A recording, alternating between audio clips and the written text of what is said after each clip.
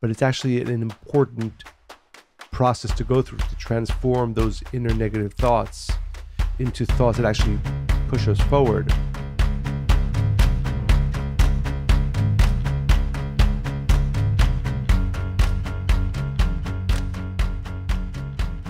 Hello and welcome to Spiritually Hungry. Welcome. Very excited about our conversation today. Yes, it's a very important topic. We are almost at the end of the month of January. And well, as our listeners have been listening to this, probably be in February. Okay, Mike, as I was saying, my point. I don't need to be confused. Like, oh my God, do I have the wrong date on the calendar? But my point, without being mired in the details, is that I think usually when people come to the end of the first month of the new year, we find ourselves in, sort of look back at our list, right? Or even the ones in our heads of our goals, of our expectations of what we should have accomplished so far, the things that we said we were going to do, whether it's go to the gym or write the book, or even just, be more mindful of my time or my thoughts or whatever. And then we look at this month and we're like, oh my God, I didn't actually move anywhere, or that other person is accelerating so much more quickly than I am. So what we want to talk about is what I think stands in our way of our potential and our desires for ourselves, is that we are our own, except maybe for you, our own worst inner critic. And it's that negative voice, the insidious voice that we don't always pay attention to, but it's the loudest ones in our heads that's really running the show. And that's what keeps us far from the things that we want to really achieve. Absolutely. I think that's why I think I've heard this from so many people, and it's always surprising to me. People might think it's, the people who aren't successful. The reality is every successful person has this going on. And some are plagued with it more, some are plagued less. But I think, and that's why I'm so excited for today, because I think we can give over to our listeners a few both tools and some wisdom to be able to really transform this experience. Yeah, I find these articles really interesting when I read about somebody who is supremely successful in their field, whatever that may be. And they talk about imposter syndrome, which many feel, right? It's like, oh my God, when are people going to find me out? Or they gave the Academy Award to the wrong person, or whatever the case may be. We have that, all of us, to some degree, as you said. So we've talked about this a lot. I think in any spirituality, it is a common thought that every action begins with a thought. And we've talked about negative thoughts, and we're not usually aware of that voice and the repetition of those thoughts that occur. And I think that far too often people don't empower themselves enough to direct and redirect those thoughts into the way that we want them. We don't give ourselves as much power, right, in the ability to do that we actually have. And Kabbalah talks about this. I don't mean to cut you off, but you always do. Whenever you see something really important, I want to make sure that That's when you can cut me off. Thank you. I think the first thing for our listeners to know is that it's actually possible. And it's actually one of the reasons we live this life, to be able to transform those inner critic voices within us. And I would even say that unless we find a way to do that, we are unlikely to actually achieve the purpose for which our soul came into this world.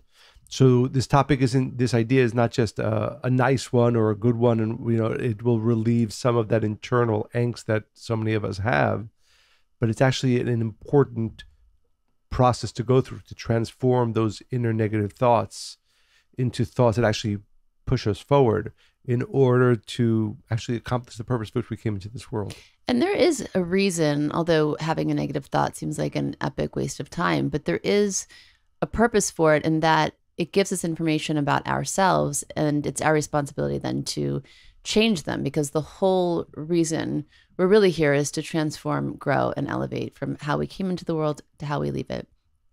Just as a small seed, right, can contain something that can grow into an oak tree, right? But it has to be planted, it has to be nourished. So too, the soul has the potential to become great now. We have to use our imagination to see what that greatness looks like. I remember, one of the examples that I think will help our listeners just to really pinpoint kind of where their headspace might be in relation to their own lives and themselves and the relationship to self, is that I remember for a number of years, I was in this, and this is, comparison is a real part of this tricky problem, because it's human nature to compare. And, might say that person has advanced further. Why am I not there yet? And I remember for years, I thought I should have already written my first book, or I should have already done, you can fill in the blanks, right? And I was so hard on myself. I was my worst critic and judgmental to myself, by the way, which we can talk about judgment, because those who judge others harshly, it's because they're judging themselves harshly first and foremost. But I remember for years, I was just so hard on myself. And I didn't think that I had enough to offer, or enough education, or enough anything, right, to be able to do the things that I wanted to do. That was the designated reason, right, that I had given myself. And I believed it for a long time. And then I had a friend actually point this out to me. And then from there, it kind of was a tool that I used throughout my life. She said, just take perspective for a second and look at like the totality of the beauty of your whole life, right? You may not have done this thing that you should have done in your mind by this time in your life, but you've created a family, you've created a loving relationship, you have a life of purpose and happiness. And I was able to take a step out of my inner critic self, right? And say, wait a second, let me just look at this from a different way. What am I missing? And what I was missing was everything. I was focused on the one thing, but that voice was on repeat all the time. And you touched upon something which is so important. Again, I want to both underscore it and maybe add a little bit more to it. As we prepare this podcast, I like to, read as much as I can and look at so much of the other. And, we live in a world where there is a lot of information, even wisdom to some extent. And one of the consistent themes when people speak about how to overcome the inner critic, it's usually about, how do I just get rid of it, right? And I think the beauty of even ignore it or distract myself with right, something else. But I think one of the beauties of the wisdom of Kabbalah is that it helps us understand the reason behind things, and therefore the purpose behind things. So it's important to know that the inner critic serves a very important purpose. It's not just a quirk in the system. Quirks, maybe also a cork. Quirk is what I was trying to say. But anyway, a quirk of the human mind through evolution. There's actually a reason for it, and well, you're speaking about how our brains are wired to compare, to notice things, to look at details. Yes. Why for survival? But I'm saying separate from any evolutionary reasons it's come about. There's actually an important, positive spiritual reason for which it exists, and I'd like to touch upon at least two of the purposes for which it exists, because I strongly believe that unless we understand its purpose, we won't be able to use it in its proper way. And just getting through it, meaning, if I had a magic wand and I can make every single person's negative critic go away, that would not be good. So just sort of using self-help tools to have it not bother us, that's not the way to overcome it, because we like, I'm going to calm myself enough so none of the noise bothers me. That's not really, first of all, you're going to be fighting that your whole life. Or even if I have tools to counteract it. So why is this inner voice, negative voice, which is not our voice, necessary? Two reasons that I like to speak about, as most things that are important and true, there's many, many other reasons. But first, there's a spiritual principle that whatever it is that we earn, whatever it is that we create, has to be earned, which means there has to be a payment. So if you're going to do something important in your life, and we all are, whether, like you said, whether it's even building a beautiful family, whether it's writing a book, whether it's having a conversation that is substantial, that is supportive of somebody else, that helps somebody else. There has to be a counter force that's going to stop that from happening. And often the most powerful opponent to us accomplishing is that inner critic. But its purpose, again, is not to stop us. It's there to make us work a little bit harder and actually earn that good which we create, that blessing that we bring about. So the first reason why the inner critic is, again, necessary, and we never want it to go away, we want to be able to overcome it so that we can actually earn that goodness, that blessing that we create. So can you let's do a practical example. Yeah. So a person has the belief that. Yeah, like for instance, you and I, we have the opportunity, I'm sure many of our listeners, to talk in front of crowds, in front of groups, even if it's a group of 100, 10, 1, right? And whenever I know our consciousness, we go into it, I'd like to positively affect in some way. That's always what I think. I often share this when whether I'm speaking to 5,000 people or to a group of 10 or a group of 1, as long as there's one person from what I share that is life made a little bit better, I feel that I've succeeded. Because I don't do it, and this is another thing important to speak about, I try not to, and I really don't do what I do for people to like me or to people to think that I'm this, that, or the other thing, just because I really believe my soul needs to reveal this. So I'm about to give a talk to 100 people. My inner critic can say, you're not ready, you're not prepared, is what you're going to say actually going to have an influence, whatever, and all of our listeners can make up their own list of the different. Somebody else can do it better than I can. Better, yeah. I don't feel inspired this right isn't now. That original, yeah. The list can be very long. Exactly, very long. And then I go through, and then I don't try to push that thought away. I say, oh, I know what's happening now. I'm about to reveal light. I'm about to do something good, important. Of course, in order for me to earn the light in that action, I have to overcome. And my overcoming is saying, okay, I know you exist, you inner critic, and I'm going to go and do this even though you're trying to stop me. When you go through that process, the light that you reveal, the goodness that you create is actually something you can hold on to. If you didn't go through that process of that challenge, if we know people that their ego is so big that they never have this inner dialogue, the chances of them actually holding on to the light revealed, to the blessing created, is much, much less. But also it never feels great because then, maybe they over prepare, they try to be perfect about it. You're not really actually, I think things are heard in a different way depending on where they come Also from in a person. It reminds me of the Thomas Jefferson quote we just reread recently, right? Like, at least you're in the arena. Oh, Theodore Roosevelt. Yes. Sorry, Theodore Roosevelt quote where, and it's longer than this, and I'm going to butcher it, but at least you're in the arena, right? Like you're there and you dare greatly. Some people never even try at all, and I think it's that. Do you mind? It's so great. It's so beautiful. I'm gonna bring it up on my phone. And I think that process of being in the arena, putting yourself out there, that struggle.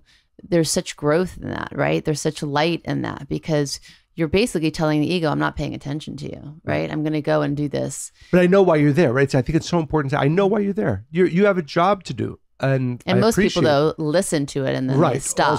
Also think that it's themselves talking to themselves. It's not. It's this opponent, we call it the opponent, but this force that and I appreciate, so I salute you for doing your job. I'm going to overcome you, though. Are you saying, because I always looked at you where you never, like in all the years I've known you, had seemed to have an inner critic. But I think what I'm realizing for the first time in this moment is actually yours isn't as loud because you haven't helped it grow. Like you haven't given it attention all these years. I think that everybody has it.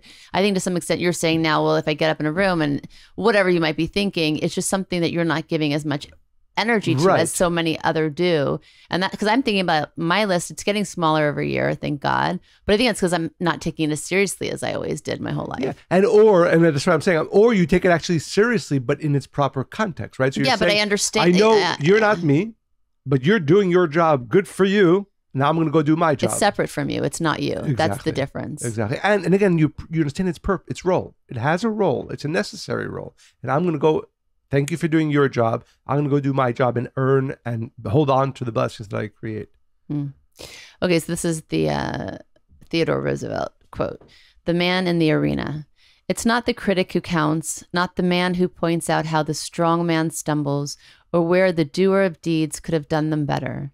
The credit belongs to the man who is actually in the arena, whose face is marred by dust and sweat and blood, who strives valiantly, who errs, who comes short again and again because there is no effort without error and shortcoming. But who does actually strive to do the deeds? Who knows great enthusiasms, the great devotions? Who spends himself in a worthy cause? Who at the best knows in the end the triumph of high achievement, and who at the worst, if he fails, at least he fails while daring greatly, so that his place shall never be with those cold and timid souls who neither know victory nor defeat. I love this so much. That was April 23rd, 1910. It's so profound and so apropos. I mean, I think it's something to look at and read every day. Yeah. Who doesn't want to be in the arena when you understand that that's what it is? And and I'd like, if I can add one more element to this, which I think is important, right? So to understand the inner critic, its role, its purpose. The Kabbalists explain that each one of us has a tremendous amount of light, wisdom that we're meant to bring into this world. And as a matter of fact, unfortunately, most people, even if they've done good and they've lived a good life, fail at actually revealing the totality of their greatness, of their light, of their wisdom. I was actually studying this earlier today, and this is one of the ideas that I find so powerful. There's this. This is about 1,000 years ago. There was a very beautiful, powerful sage. He was living in Saragossa, Spain, during the time of there was the Muslim conquest of Spain, and it was a very interesting time where Sufi mystics and Jewish mystics, the Kabbalists, had a lot of interaction. And many of his books are actually written in Arabic, because that was the people that he was around, and that was the way he manifested his work. His name is Baqi ibn Bakuda. And he writes about a mystic who would spend half of his day teaching people. And the second half of his day, he would sit in a room all by himself and say, and it's more beautiful than its original, but basically saying, okay, soul, reveal to me your beauty. Meaning he would meditate upon the great light within him and just ask, reveal. Yeah, I'm going to do that. He didn't study. He just sat in the room. Because he said, and it's important to know, I have, and I ask every one of our listeners, whether you do this for a half a day as he did every day, or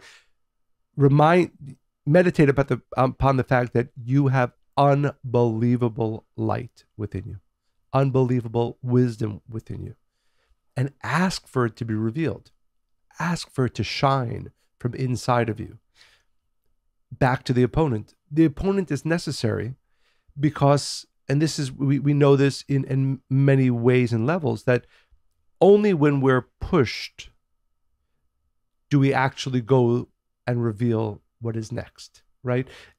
Nobody in life has ever accomplished greatly without opposition. Why? Because the pushing against is what forces your light to come out.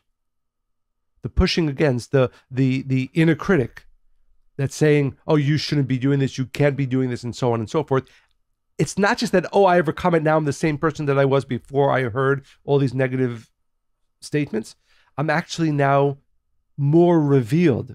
So I am more powerful. More of my light is actually shining. More of my soul is actually shining. More of my wisdom. So that, because you're not accepting. No, it's that process of we'll call it accepting or fighting against or overcoming. You're hearing all these negative things, and you're saying, okay, great, and you walk past it or through it, and you're just, this is not touching me. And so you're saying that process in and of itself is what allows for greatness to be revealed. A little bit more. So you are not. So hopefully, you're not the same person after having overcome the inner critic, but you actually, more of yourself, more of your light is shining, more of your soul I love is shining. that. But by the way, that's exactly like what we just read. The the man in the arena, right?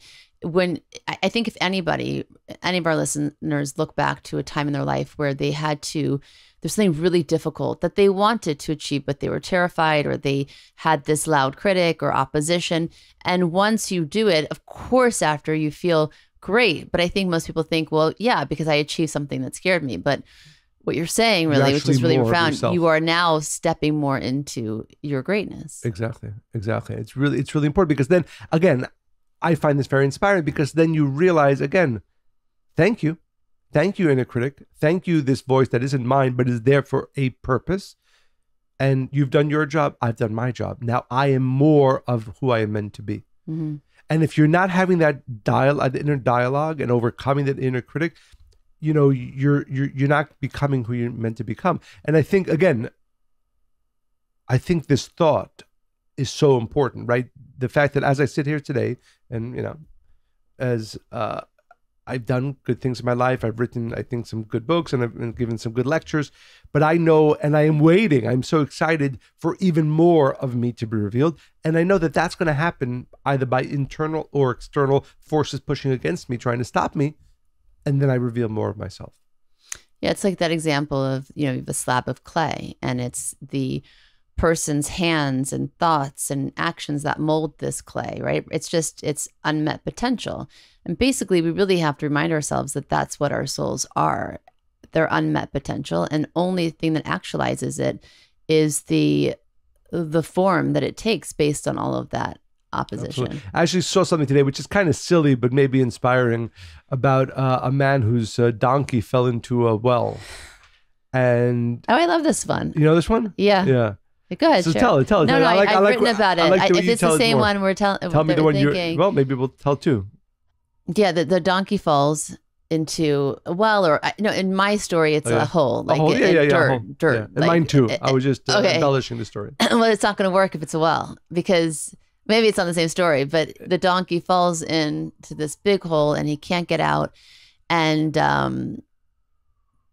he's crying, this, that, and all the neighbors come around, and the owner's like, I don't know how I'm going to get my donkey. They're like, you know what? He's just going to die. You can't save him. You should just bury him, which is just like an inhumane story. So the owner is like, after like hours, he can't get this donkey. He's like, fine, I'm going to bury him. So he gets a shovel and he starts to throw dirt onto the donkey.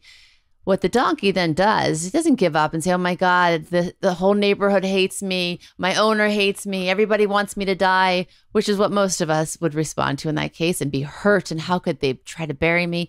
What this, I guess, smart donkey does is that every time the dirt is thrown in, he steps upon it. Right, and he shakes it off. Shakes it off, and now he's a little bit higher out of the hole, because the more that the owner puts the dirt on to bury him, in fact, he's using that to propel him forward and out, and eventually he gets free. And I hope he runs off. This is where I write the rest of the story. He runs off away from this owner and lives happily ever after somewhere else. Right. So rather than being buried by the challenge, he actually saves his life. Elevated, yeah.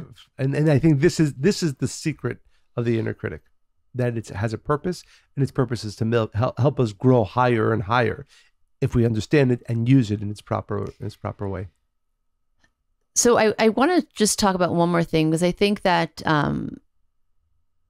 we talk about soul a lot. What I love about Kabbalah is it just unpacks every kind of ism or concept to the 100th degree. And it talks about 4 levels of soul. And I think it's important to share this, because each part of our soul, well, the 4 that I'm going to talk about, are responsible for different parts of our being. And we have a responsibility, really. And I think that we don't look at ourselves in this way. So the lowest is called nefesh, which means living being.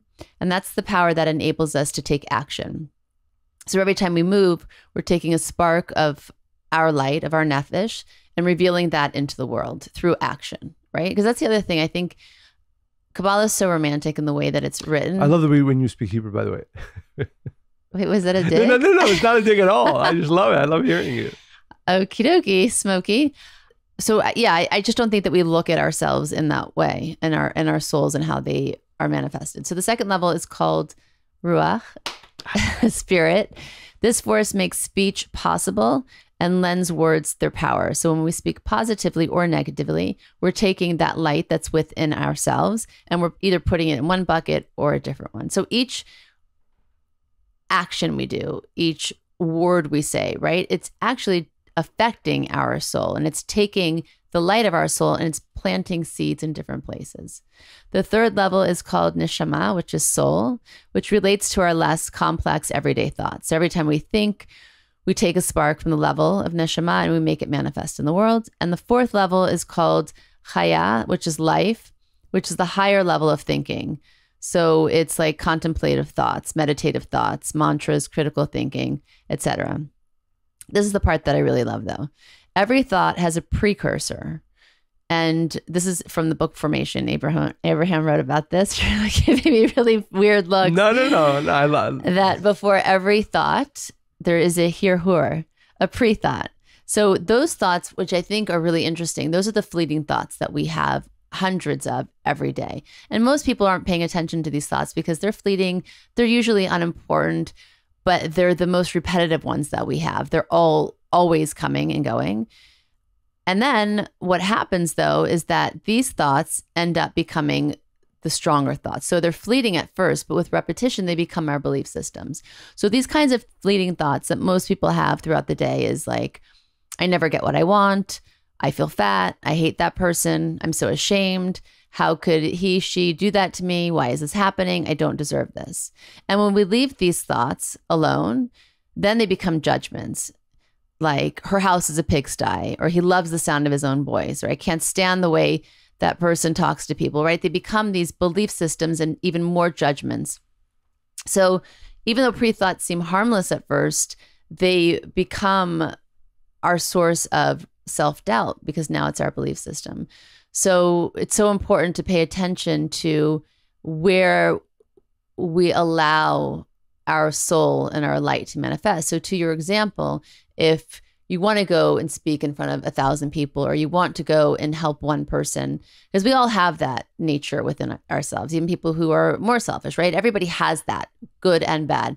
And that desire, you have to understand, when you start to use your light into the parts that are helping people in that way, ignoring all of those negative thoughts, then you're planting the seeds, that light, instead of growing the opposite. Absolutely. And I think it's very important. I think we often, as you said, carelessly allow, whether it's those pre-thoughts, thoughts, even words and actions, not understanding that we are actually manifesting our soul as we go about life. And like you said, if you manifest them and use them in positive ways, then they actually continue shining to you and giving you strength. And if you plant them or use your pre-thoughts, thoughts, words, or actions in ways that are not positive, it actually causes a level of death, a level of diminishment of your life force. I mean, think about that slab of clay again, right? So if you think about soul in this way, so I acted in this way, was it positive or negative? That's now shaped the clay in some way, right? And then imagine somebody who's just doing positive actions for the most part. What would that clay look like? And I love the visual, because you're going to be like, oh, I don't want this maimed, like dilapidated thing. But that's really what we allow our soul to be placed in. It's not who we are, of course, but it's how we manifest ourselves. Absolutely. No, very important. Very important. So I hope that from today, both Monica and myself and our listeners have found some wisdom and tools to really be able to overcome our inner critic. And what excites me when we share this type of wisdom is that for every one of our listeners that actually takes these tools and wisdom and starts using them, there's actually going to be more light in the world revealed. So it's very exciting. So this is something else you wanted to say? So this is a good time to remind our listeners to go to Apple Podcasts, write 5-star reviews, share this podcast with everybody you know, so that the light that we are endeavoring to reveal through you becomes revealed to more and more people. Share this podcast with everybody you know, friends, family, certainly those of you know that are struggling with the inner critic. As always, make sure to send your comments, stories, topic ideas to Monica and Michael at spirituallyhungry.life. Monica and Michael at spirituallyhungry.life. And as always, we hope you enjoyed listening to this podcast as much as we enjoyed recording it. Stay spiritually hungry.